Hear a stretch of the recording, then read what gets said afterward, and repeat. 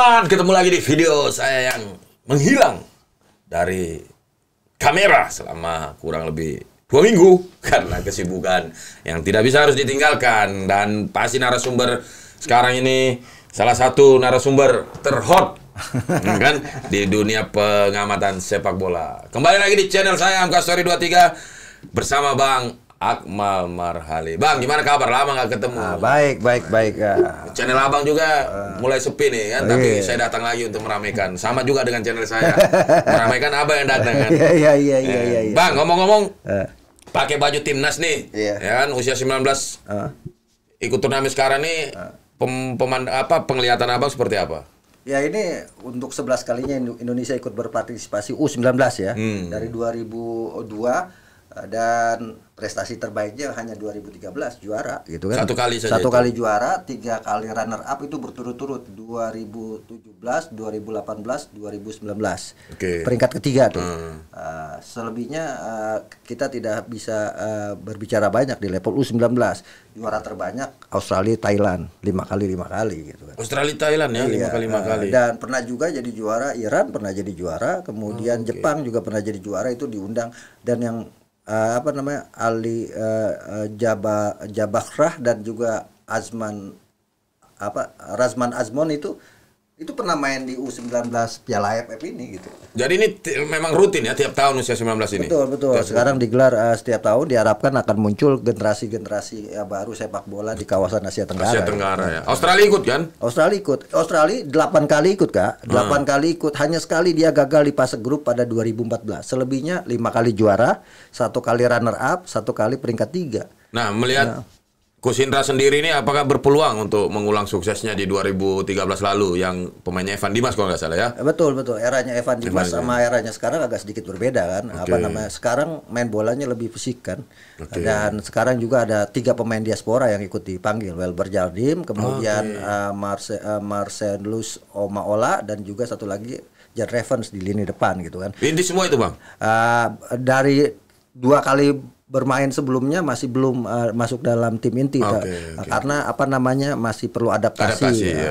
Mungkin setelah ini akan jadi pemain inti kemungkinan gitu kan. Karena memang abang melihatnya bagus memang. Ya lumayan bagus. Kalau usia muda kan masih naik turun Kak. Kita nggak bisa mengukurnya. Ngukurnya kan nanti ketika dia udah usia 21 gitu kan. Apakah dia main stabil atau tidak gitu. Nah ini yang menarik.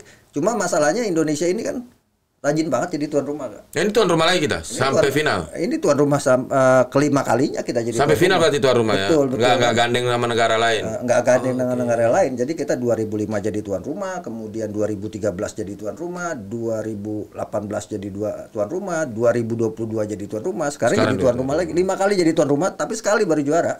Nah, berapa negara Bang? Sekarang itu yang ikut total dari peserta sekarang 12 negara. Tapi ini berapa stadion yang kita pakai? Stadion dipakai 2, stadion Gelora 10 November sama Gelora Bung Tomo Surabaya. Oh di Surabaya tuh. Di Surabaya. Ini karena saking sibuknya. Nggak ngikutin lagi pas sepak bola Indonesia. Diri jadi wali kota jadi masih ukur tanah. Iya ukur stadionnya.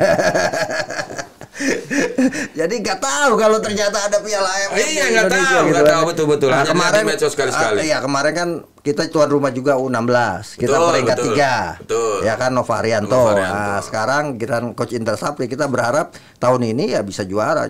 Jadi kalau menurut saya U19 ini sebenarnya udah usia yang masuk ke tahap senior lah. Kalau kemarin melihat Piala Eropa ya minimal 16 tahun. 17 tahun udah main Piala Eropa, kita nih 19 tahun masih main Piala AFF kan. Artinya kan jenjangnya terlalu jauh antara Eropa sama kita. Tapi di sinilah ini pemantauan juga buat Coach ya kan, melihat talenta-talenta yang bisa naik ke timnas senior mungkin ya kan.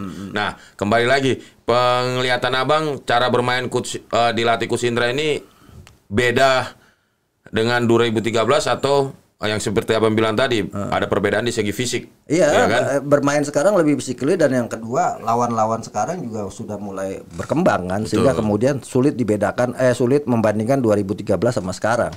Yang harus menjadikan acuan kalau 2013 kita kemudian hanya melahirkan beberapa pemain, kalau sekarang yang di timnas tinggal Dimas Derajat kan 2013 kan, Evan Dimas sudah selesai karirnya di timnas. Jadi kita berharap nih 2019 sekarang ini usia 2024 ini usia 19 ini bisa menjadi andalan timnas nantinya ke depan gitu. Betul. Nah, dari penglihatan cara bermain sendiri, apakah Indonesia diasuh oleh Coach Indra ini bisa melaju sampai final dan menjadi juara, Bang?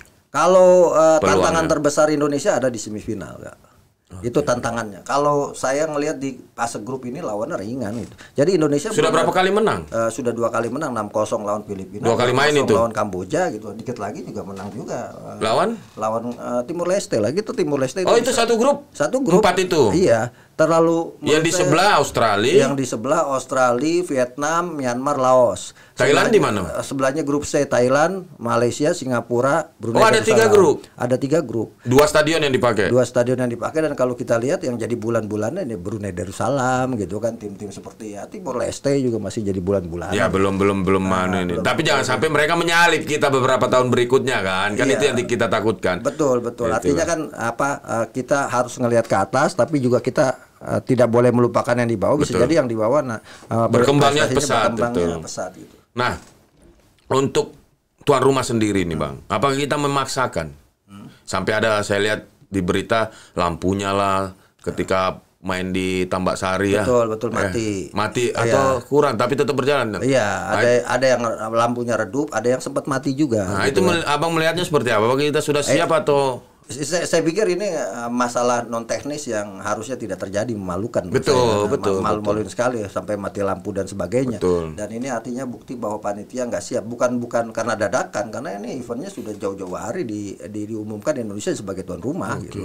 Sehingga kemudian menurut saya kita dari sisi kepanpelan ini yang masih agak belum masalah ya, gitu betul. Ya, bukan cuma di level U19 lah, di level senior, piala AFF lah, antar kualifikasi Piala Dunia, kita juga masih kadang-kadang bermasalah. Tapi itu kan bisa mencoreng juga nama kita untuk mengajukan tuan rumah selanjutnya kan, Bang. Kalau ada kendala. Tapi kalau untuk itu. level Asia Tenggara kan Indonesia akan pasti jadi langganan, karena di Indonesia itu atmosfernya yang menjadi pilihan kan. Jadi itu daya tarik AFC untuk Indonesia tuan rumah, karena penontonnya bakal rame terus. Bahkan nih ada kabar Indonesia secara dadakan akan jadi tuan rumah Piala AFF Putri malah lagi kan.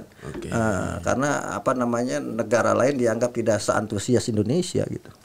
Nah, ini tantangan sendiri nggak nih bagi Coach Indra? Oh iya dong, pasti kan. Coach Indra ini untuk 3 kalinya tampil di Piala AFF U19. Satu kali juara 2018 dia jadi peringkat ke-3. Kemudian sekarang tantangan lagi buat dia. Jadi permasalahannya kan sekarang kita tuan rumah, lawannya enteng. Ini yang menurut saya harus dirubah ya. Iya, artinya Indonesia tuh harus dapat lawan berat di penyisian. Tapi undian kan bukan kita yang memilih. Kan udah diundi AFC ya, tapi pot itunya iya, ya, Bang. potnya itu. Jadi kalau saya ngelihat nih, bahkan mending ketemu langsung Australia, Thailand, Ini Indonesia semifinal ini akan ketemu Malaysia kemungkinan. Ini seru. Karena Indonesia sebagai juara grup A akan bertemu dengan juara grup C. Yang lolos kan 3 grup nih. Iya, 3. Runner up terbaik 1. Gitu. Runner up terbaik kemungkinan Thailand. Australia dimimpin juga di sebelah. Australia udah lolos semifinal, sama Indonesia udah lolos semifinal. Nah, disitulah pembuktiannya kan apakah. Dan ini kemungkinan ini lawan kita antara Malaysia atau Thailand. Karena lawan kita kemungkinan di situ yang juara grup C. Dan kalau saya lihat ini juga harus hati-hati, karena 3 kali terakhir kita kalah dari 2 tim itu di semifinal. 2017 kita kalah 2-3 dari Thailand di semifinal. Ya kan? Kemudian 2018 kita kalah dari Malaysia lewat adu penalti di semifinal. Kemudian 2018 kita kalah dari Malaysia juga 3-4 di semifinal. Yang pada akhirnya kita peringkat ketiga sih di perebutan tempat ketiga. Terakhir 2022 kita tuan rumah, pelatihnya Coach Sintayong Gagal, kita nggak lolos semifinal. Itu tuan rumah siapa? Tuan rumahnya Indonesia. Indonesia tuan rumah, tapi pembagian grupnya berat. Karena di situ Indonesia berada di grup A, satu grup dengan Vietnam, dengan Thailand, Indonesia, Myanmar, Filipina dan Brunei. Gitu. Secara jadi sudah teruji lah di penyisian kalau memang dia sampai lolos. Tapi ujiannya itu berat. Itu betul apa bilang bahwa kita harus juga di penyisian jangan yang enteng lah. Iya, sebenarnya sih kita nggak kalah sama Vietnam sama Thailand waktu itu di penyisian grup karena sama-sama mengoleksi 11 poin. Bahkan kalau produktivitas Indonesia lebih produktif. Indonesia ngalahin Brunei 7-0, ngalahin Myanmar 5-1, ngalahin Filipina 5-1. Kita hanya gagal ketika itu karena kita tidak memahami regulasi. Dipikir regulasinya sama dengan yang kali ini. Selisih gol. Ternyata regulasinya head to head. Nah, ketika head to head Indonesia melawan Thailand 0-0, Indonesia melawan Vietnam 0-0. Sementara Vietnam sama Thailand main 1-1. Jadi yang lolos Thailand sama Vietnam. Itu yang menyebabkan kita nggak lolos ke semifinal itu. Gitu. Kita tuan rumah waktu itu. 2022. Coach Sintayong itu. Kita main di stadion Senayan nih, lapangan Stadion Madia Senayan dan Stadion Patriot Candrabaga Bekasi.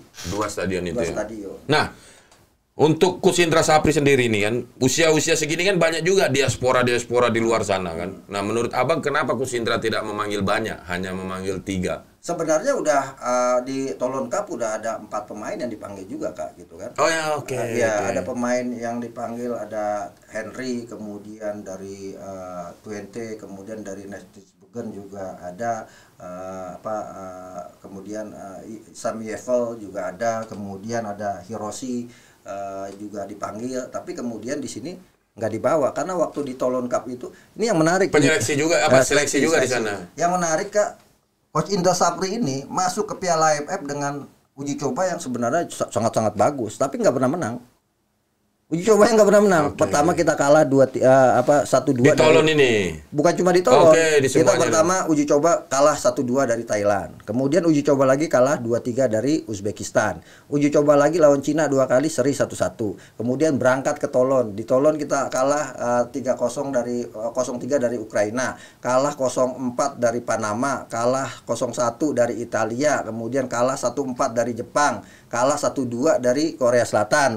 Balik ke Indonesia, kalah lawan tim Pon Sumut, Kak. Nah, ini menarik nih. Ini sebelum kita lanjut, Bang, ini saya potong dulu. Banyak yang membandingkan bahwa di era Coach Sin dimanjakan. Dengan uji coba timnas kan. Dengan apa yang Abang barusan bicara kan.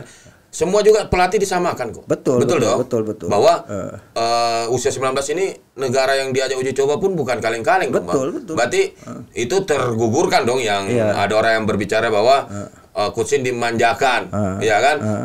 Disuapi terus sama Pak Erik, contoh kasarannya kan, dengan uji coba yang kualitas. Buktinya 19 juga yang Abang sebutkan itu kan.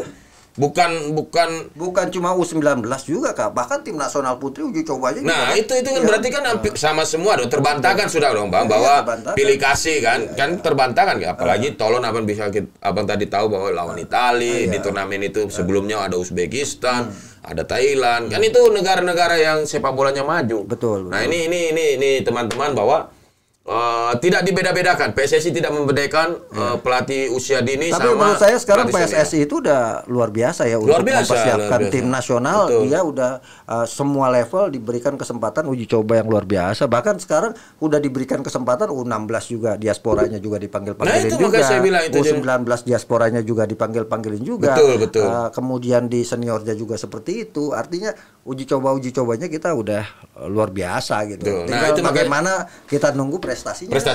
Saya bilang itu, Bang. Sekarang ini tidak ada lagi, jangan dengarkan orang yang membanding-bandingkan bahwa dimanjakan atau lebih spesial. Ini sama semua, guys. PSSI ini melalui ketua umumnya dan jajarannya ini tidak ada membandingkan. Semua rata. Mau uji coba sama siapa, yang penting negara itu mau, kita uji coba. Bener dong, Bang? Betul. Jadi dukung terus timnas, guys. Jangan dengarkan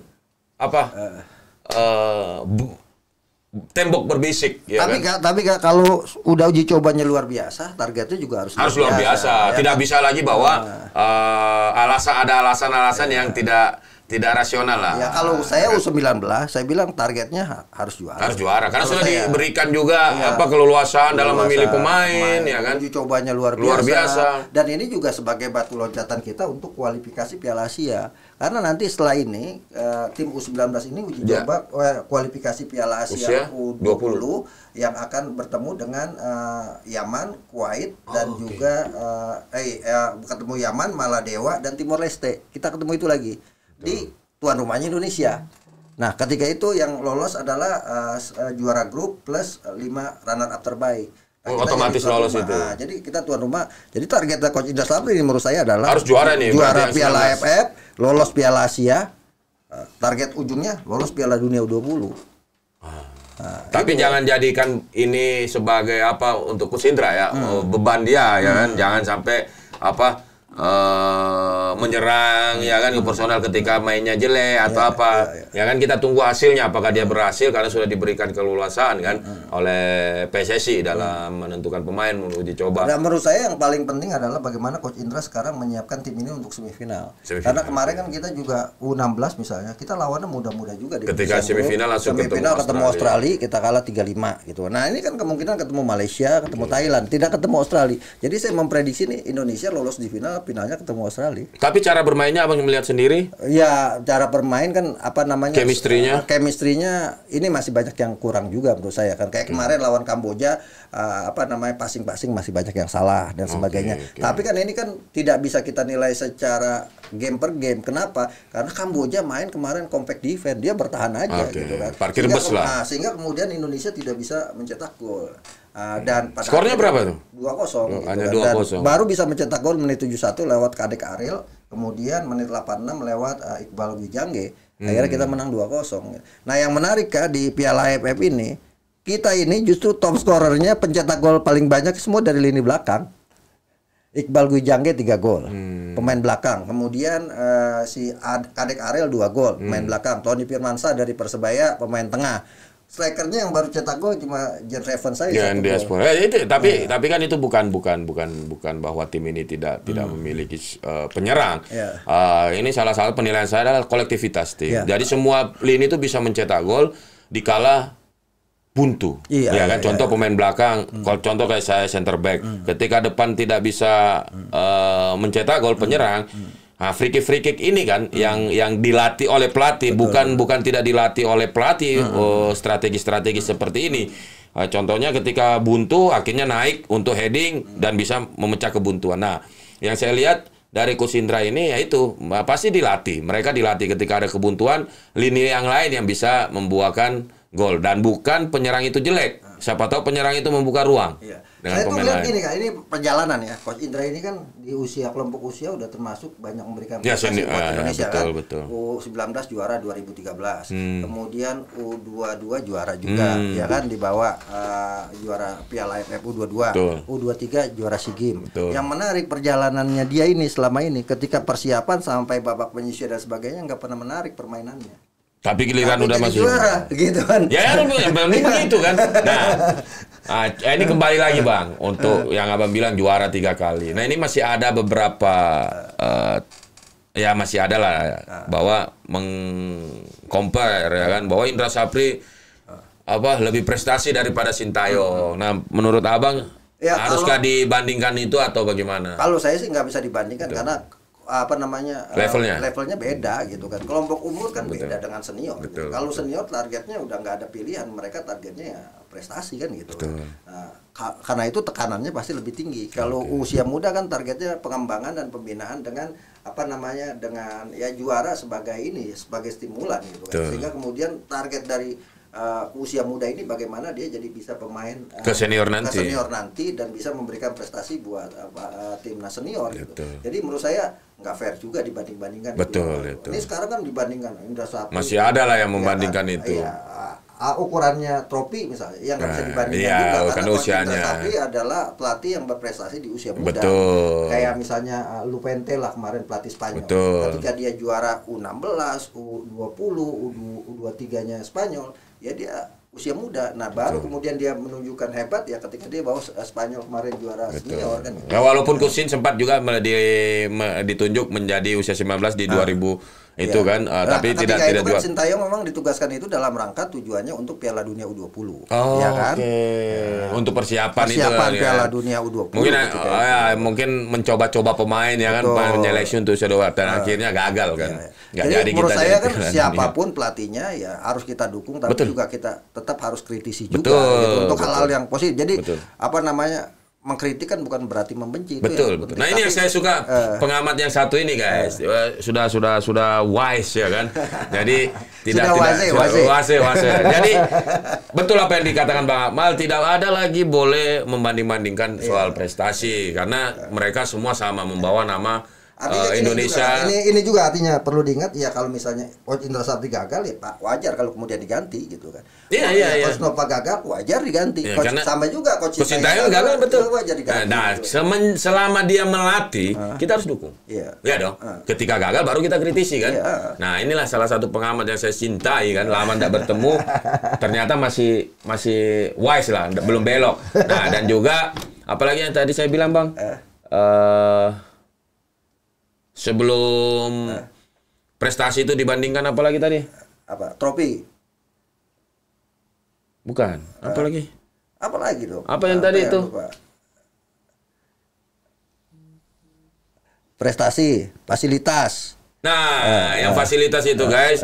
Jadi tidak ada lagi yang dikatakan bahwa Coach Shin mendapatkan fasilitas yang lebih bagus daripada pelatih-pelatih lain ya kan. Tidak, semua sama. Dan kalian bisa dengar dari Bang Akmal sendiri, usia 19, usia 16, semua diberikan apa yang dia mau, ya kan. Sekarang tinggal tunggu prestasinya. Dan selalu dengar pengamat yang satu ini. Jangan yang lain. Karena yang satu ini memberikan pencerahan selalu dengan kita dukung ya kan, agar pelatih-pelatih tim nasional Indonesia bisa berprestasi mulai tingkat nasional, senior sampai tingkat usia kan. Sekali lagi, Bang, terima kasih. Oke. Ini pasti bakal viral lagi kan.